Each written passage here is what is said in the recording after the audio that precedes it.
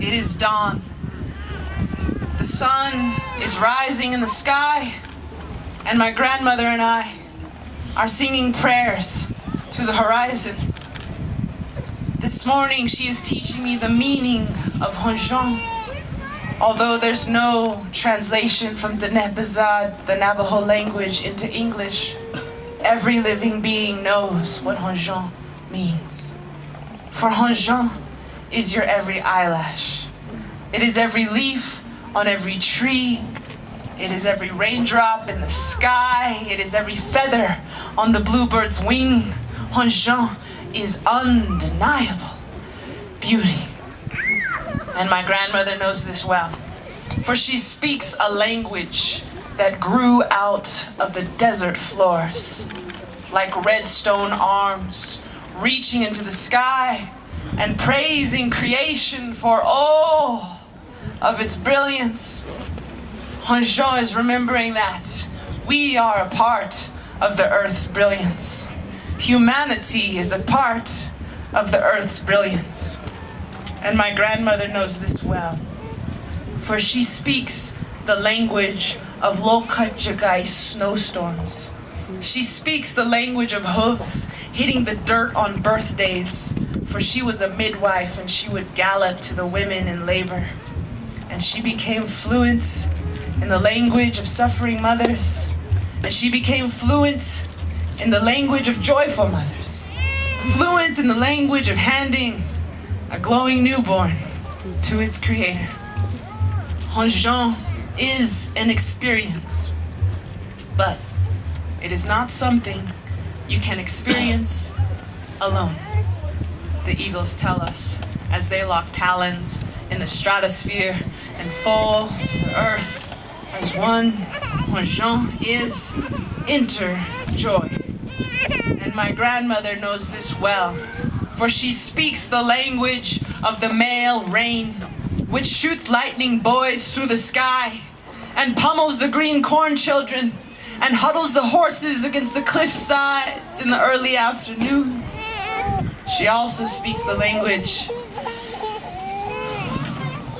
of the female rain, which sends the scent of dust and sage into our homes, into our homes, and cast rainbows in the sky. Astane, we know what Honjon means.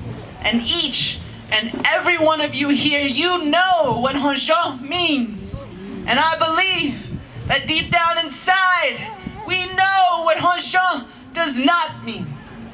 Like the days we walk in fear, like the days we walk in sadness, like the days we live for money, or like the days when I lived for fame, or like the day when the conquistadors came, the conquerors, climbed down from their horses and asked us if they could buy the mountains.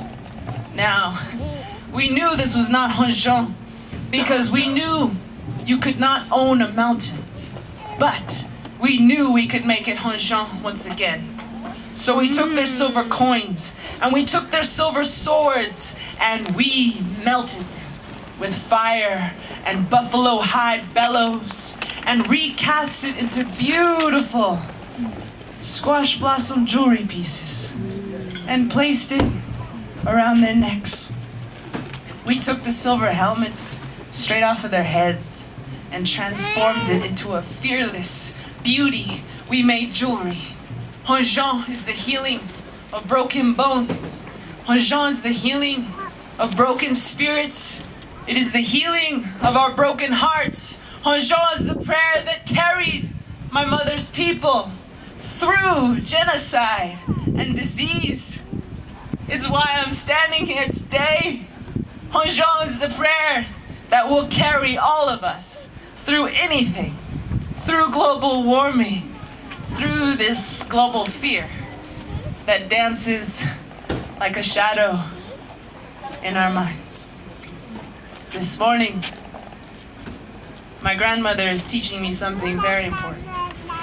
She is teaching me that the easiest and most elegant way to defeat an army of hatred is to sing to it. Sing to it beautiful songs of beauty and love and peace until it falls to its knees and surrenders to you. It will do this, she says, because it will have finally found a sweeter fire than revenge, a sweeter fire even than greed. It will have found heaven. It will have found Honjon.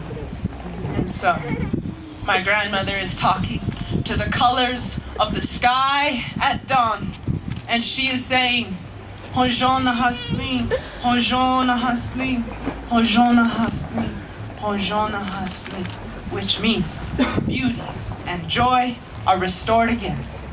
It is done, my friends. Wake up. The night is over. Anjing.